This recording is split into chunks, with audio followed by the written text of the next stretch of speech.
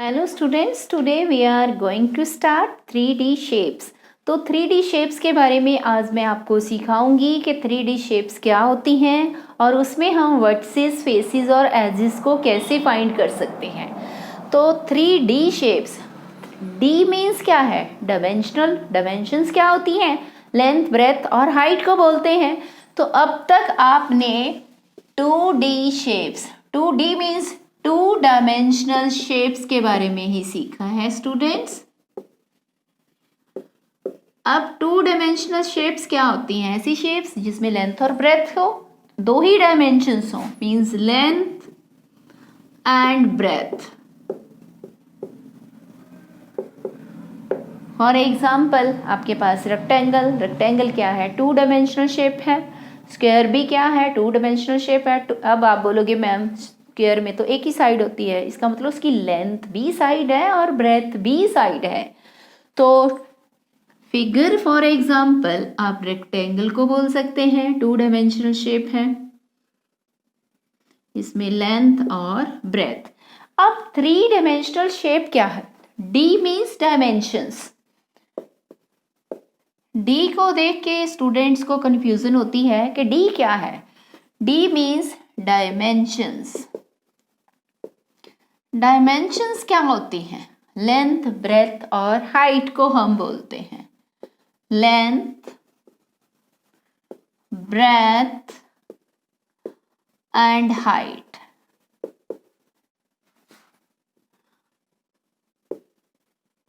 जिस शेप के अंदर लेंथ, ब्रेथ, हाइट होगी, यूज होगी, उसको हम क्या बोलेंगे? 3D शेप बोलेंगे।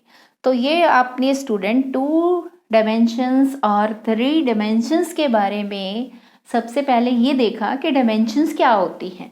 अब हम इसमें क्यूब, क्यूबॉइड और कुछ प्रिज्म और पिरामिड से रिलेटेड आपको कुछ मैं इसमें बताऊंगी कि पिरामिड क्या होती है और प्रिज्म क्या होती है। तो सबसे पहले थ्री डायमेंशन शेप्स में हम करते हैं क्यूब के बारे में। क्यूब, अब क्यूब क्या होती है? आपके पास घर में बॉक्स भी हो सकते हैं। यहाँ पे मैं एक क्यूब को आपको ड्रॉ करके सिखाऊंगी स्टूडेंट्स। आपने ये क्यूब की शेप ड्रॉ कर ली। अब क्यूब बना, ये तो स्क्वायर बन गई। इस स्क्वायर के ऊपर एक स्क्वायर और प्लेस कर दीजिए, आप रख दीजिए। स्टूडेंट्स ये बोलते हैं मैम हमें ये क्यूब की शेप ड्रॉ नहीं करनी आती। तो देखिए स्टूडेंट्स कितना इजी है। हमने रख दी इसी के ऊपर सेम साइज की एक स्क्वायर को प्लेस कर दिया। हाँ देखिए हम इनको मिलाएंगे, इसके कॉर्नर्स को यहाँ से, इसको यहाँ से, इसको यहाँ से और इसको यहाँ से। तो ये हमारे पास क्या बन गई? क्यूब की शेप बन गई। अब इसके हमने वर्टिसेस के बारे में लिखना। वर्टिसेस क्या होते हैं? जो एक पॉइंट होता है, यहाँ पे दो लाइन सेगमेंट मीट करते हैं, उस पॉइंट को हम क्या बोलते हैं? वर्टेक्स। पर इस फिगर के अंदर तो हमारे पास एक से ज्यादा वर्टेक्स है, तो उसको हम क्या बोलेंगे? वर्टिसेस। हमने नाम दे दिया ए बी। ये अगर यदि आप ऐसे भी लिख सकते, ए बी, ये है सी, और ये एक फेस हमने बनानी है ए बी सी। अब ये एक और थी, हमने इसके ऊपर स्क्वायर प्लेस की, A B C D E F G और एच। ओके स्टूडेंट्स, अब हम इस क्यूब को देख के इसकी फेसेस के बारे में, इसके वर्टिसेस के बारे में और एजेस के बारे में डिस्कस करेंगे। तो सबसे पहले आपने ये देखना है इसकी फेसेस कितनी है। तो फेसेस, क्यूब की फेसेस, ये मेरे पास डस्टर है पर ये क्यूब की शेप में नहीं है। तो क्यूब की शेप के लिए आप कोई भी ऐसी शेप ड्रॉ कर सकते हैं, या कोई भी ऐसी शेप को आप रिप्रेजेंट कर सकते हैं। जिसके घर में कोई भी बॉक्स है तो उस बॉक्स को देख के भी आप कर सकते हैं। जैसे इस बॉक्स की क्या होती है हमारे पास, कौन सी फेसेस? एक ऊपर और एक नीचे, दो, एक इस साइड में और एक इस साइड में। तो हमारे पास कितनी हो गई ये फेसेस? 4 फेसेस हुई ना हमारे पास। जैसे ये डस्टर है, इसकी एक फेस ऊपर, एक नीचे, 2 हो गई। उसके बाद साइड में एक और 2 4 होगी, एक इधर और एक इस साइड, तो कितनी हो गई हमारे पास? ये 6 फेसिस होगी। इसी तरीके से ऐसा बॉक्स जिसका जो बेस है वो स्क्वायर है और साथ वाली जो एडजेसेंट फेसिस हैं वो भी क्या है? स्क्वायर है, उसको हम क्या बोलते हैं? क्यूब। तो इसमें फेसिस, जैसे इसमें हमने 6 फेसिस किया, इसी तरीके से जो हमारे पास क्यूबिकल बॉक्स है उसकी भी फेसिस क्या होंगी? 6। ओके स्टूडेंट्स, उसके बाद हमारे पास वर्टिसेस के बारे में हम डिस्कस करेंगे। इसके वर्टिसेस कौन कौन से हैं और कितने वर्टिसेस हैं। यहाँ पे जो पॉइंट्स हमने 2 लाइन सेगमेंट जहाँ मीट कर रहे हैं उस पॉइंट को हम ले रहे हैं, तो कितने पॉइंट्स हमने यूज किए फेसिस को बनाने के लिए? A B C D E F G H। Total points कितने हैं? 1 2 3 4 5 6 7 8। तो 8 हो गए ये पॉइंट्स। उसके बाद आते हैं एजेस। फेसिस को बनाने के लिए हमने कितने लाइन सेगमेंट्स का यूज किया? तो सबसे पहले देखिए स्टूडेंट्स, आपके पास एक फेस ये था, इसमें कितने लाइन सेगमेंट्स का यूज किया आपने? 4 लाइन सेगमेंट्स का। कौन कौन से वो 4 लाइन सेगमेंट्स थे? तो अब आप देखिए इस फिगर में, यहाँ आपके पास A है, यहाँ B, यहाँ C और D। तो कौन कौन से फेसिस आपने लाइन सेगमेंट्स का यूज किया? अगर यदि इसको नहीं करना तो आप इस फेस को देखिए, एक फेस ये, एक ये फेस, एक ये फेस, एक ये आगे वाला और एक इसके पीछे वाला फेस। तो फर्स्ट फेस हमने ये लिया। इस फेस में हमारे पास कितने एजेस हैं? एक तो AB, दूसरा BE, कितने लाइन सेगमेंट्स का यूज कर रहे हैं? फिर EF, फिर है हमारे पास FA या AF भी बोल सकते हैं इसको। हमने एक फेस को कवर किया। कौन सा फेस था ये वाला फेस जो आपको यहाँ नजर आ रहा है, ये face ABEF। Okay student, next हम इस फेस की, एक फेस ये लिया, इसके सामने वाला फेस भी ले लो साथ में ही। दूसरा फेस आपके पास ऊपर नजर आ रहा है आपको, इसका नाम है DCHG। तो आपके पास क्या बना? ये DCCHGH या आप HG भी बोल सकते हैं इसको, HG और GD। अब जो आपने एक बार लिख लिया लाइन सेगमेंट्स के पॉइंट्स को, उसको बार बार रिपीट नहीं करना। जैसे AB लिखा है तो अगर यदि BA आता है तो दोनों का मीनिंग सेम है। आपने इन दोनों फेसिस के लिख लिया लाइन सेगमेंट्स जितने यूज हुए। उसके बाद अब हम लेते हैं साइड की फेसिस, ये और ये फेसिस। तो इधर देखिए स्टूडेंट्स, ये फेस, इसमें point A F H D। अब इधर वाली फेस है, इसमें point H C E and B। तो सबसे पहले इसके लिखेंगे हम जितने लाइन सेगमेंट्स यूज हो रहे हैं। तो हमारे पास क्या है? AF है। FA या AF दोनों का मीनिंग सेम है। उसके बाद FG, क्या हमने FG लिखा है? नहीं लिखा, तो FG। ओके, उसके बाद आता है हमारे पास FG लिख लिया। DG हम अभी लिख चुके हैं। GD या DG दोनों का मीनिंग सेम है। उसके बाद DA हमने नहीं लिखा, तो हम यहाँ DA लिख देंगे। उसके बाद इस फेस के हमने लाइन सेगमेंट्स का यूज कर लिया। अब हम सेकंड जो फेस है, इसके सामने वाली फेस है, इसका लेंगे। BE हमने कहीं लिखा? लिख चुके हैं हम BE।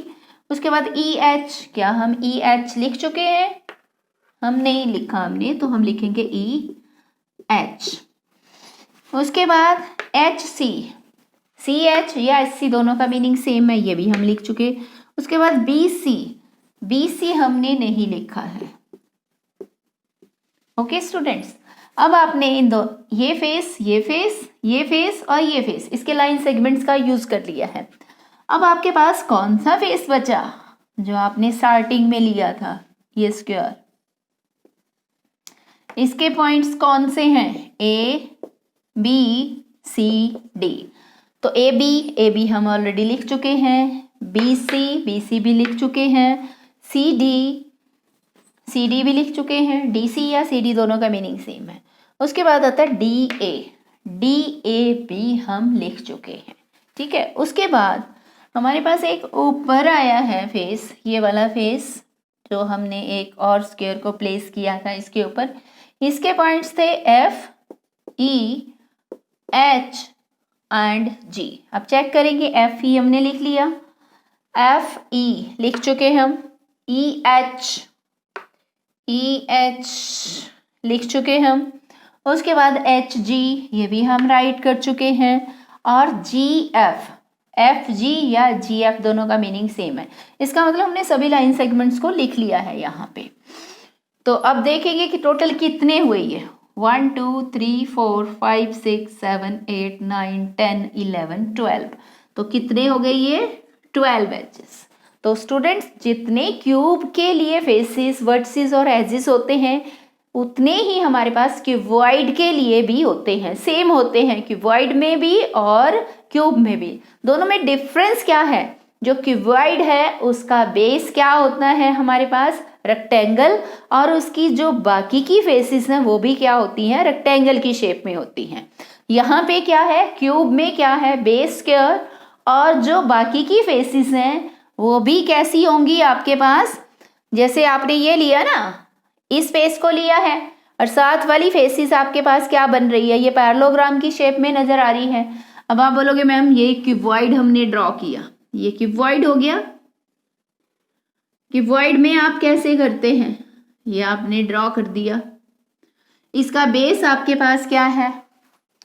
ये है रेक्टेंगल का, ठीक है। और ये वाली कैसी शेप बन रही है? जो एडजेसेंट फेसेस हैं आपकी साथ में, यहाँ पे ये पैरेलल है ऐसी, ये साइड इसके पैरेलल, ये इसके पैरेलल है, ओके। तो इसके बाद स्टूडेंट्स अब हमारे पास मेन आता है जिसके बारे में आपने आज से पहले नहीं सीखा है। आज से पहले का मतलब क्या है?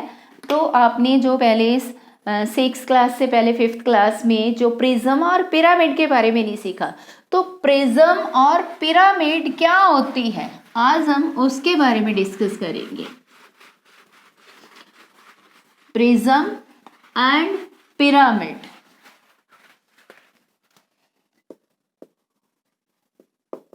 प्रिज्म और पिरामिड। देखिए स्टूडेंट, प्रिज्म क्या है? प्रिज्म एक ऐसी सॉलिड है जिसका बेस और टॉप जो है वो सेम एक जैसी आइडेंटिकल पॉलीगन होता है, और उसकी जो बाकी की फेसेस हैं वो क्या होती हैं? रेक्टेंगल की शेप में होती हैं।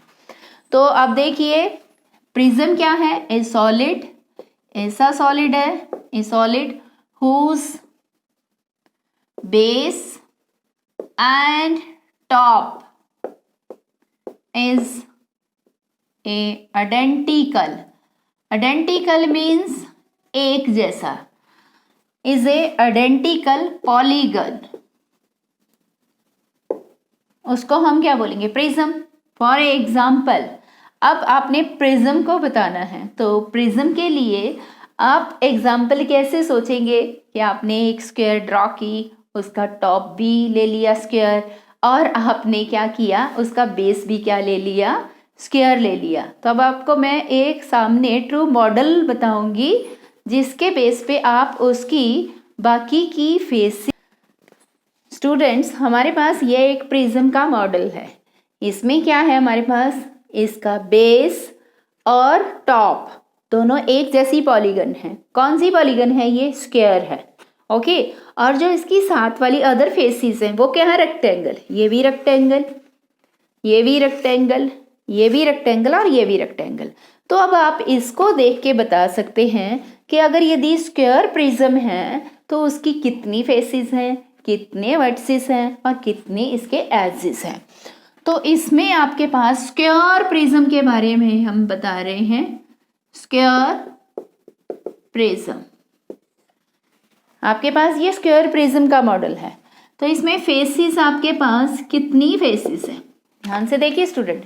1 2 3 4 5 6, टोटल फेसिस कितनी होगी 6। ओके, अब इसमें हमने वर्टिसिस के बारे में बात करनी है। वर्टिसिस कहाँ पे होंगे, यहाँ पे 1 2 3 4 5 6 7 8, टोटल कितने हो गए 8। तो वर्टिसिस कितने हुए हमारे पास 8। अब बात करते हैं एजेस की, कितने एजेस का यूज हुआ इसमें, कितने लाइन सेगमेंट्स का यूज हुआ। तो सबसे पहले देखिए 4 नीचे 4 ऊपर 8, उसके बाद 9 10 11 12, तो टोटल कितने यूज हुए, हमने 12 एजेस का यूज किया इसमें। ओके स्टूडेंट्स, इसके बाद हम लेते हैं पिरामिड। स्टूडेंट्स ये हमारे पास पिरामिड है, कौन सी पिरामिड है, ये हेक्सागोनल पिरामिड है। अब पिरामिड क्या है, ऐसी एक सॉलिड है जिसका बेस तो कोई भी पॉलीगन हो सकता है, but other faces are triangles. A solid whose base is any polygon, कोई भी पॉलीगन हो सकता है, square, rectangle, triangle, and other faces are triangles।